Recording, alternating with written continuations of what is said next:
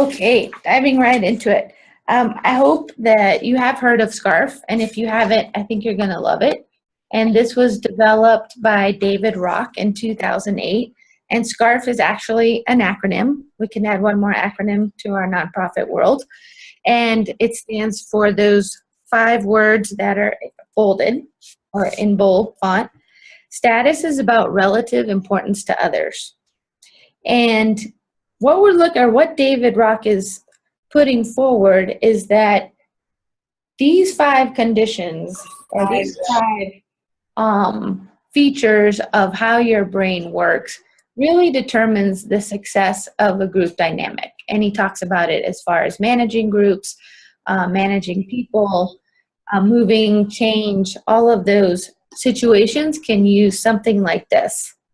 It's about the quality of the process, and it's taking into account where everybody is when they are entering a group. So the first one is status, and it's about relative importance to others. And it's about our worth, like how do we fit into this hierarchy? How do we fit into this collaborative?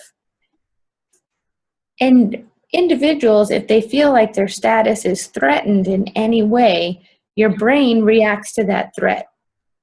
It's also good to think about that when you're with a group or forming a group and other people are maybe having a difficult time plugging in.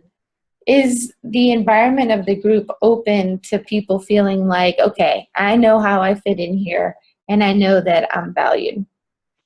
Then certainty is another factor here, and it is really important. It's about being able to predict the future, and I would venture to guess that most people like to have some clarity and certainty. And if the situation is unfamiliar, it causes more stress. In familiar situations, a person's brain uses fewer resources than unfamiliar ones.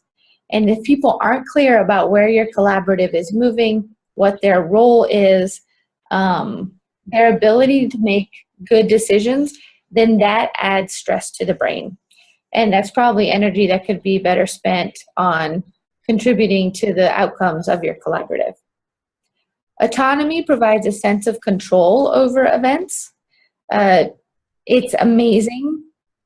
Looking at studies about workplace behavior, many times people would rather be rewarded with more autonomy than a monetary raise.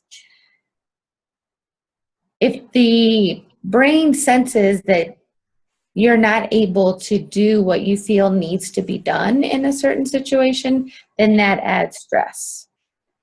So it is about the ability to motivate people with that added autonomy, that they're not just following a script or following a routine.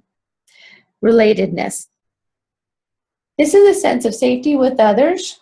And if you think back to a collaborative or a group that you've really enjoyed and has been successful, then that goes back to the fact that we're social people, we're social animals, and we benefit from being in a situation where we're connected with others. And of course, that looks different for different people, looking at extroverted and introverted and everything else, but that relatedness is still there.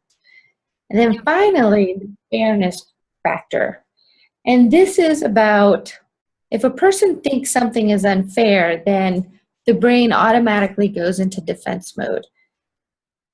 Removing that sense of unfairness makes a huge difference. So that's why the art and science of when to include people in making decisions is really critical. If people feel like they're being asked for input or asked to make a decision when it's actually already made, when the decision's already been made, then there's a perception that this isn't fair, and then it kind of flows backwards, back up to the other 4 issues that we talked about with the SCRAF theory. It's a very powerful kind of theory, and there's a lot on the internet about the science and the chemistry and what parts of your brain are affected. But it helps, even talking about this in your collaborative or in your group, helps people understand where other people are coming from. Definitely in conflict or high stress meetings or decision-making times, I've used this to kind of set the stage and say, you know, we're all human. Here's some ways that your brain might be reacting to this situation, and it allows everybody to start with a greater sense of humanity or on the same level playing field.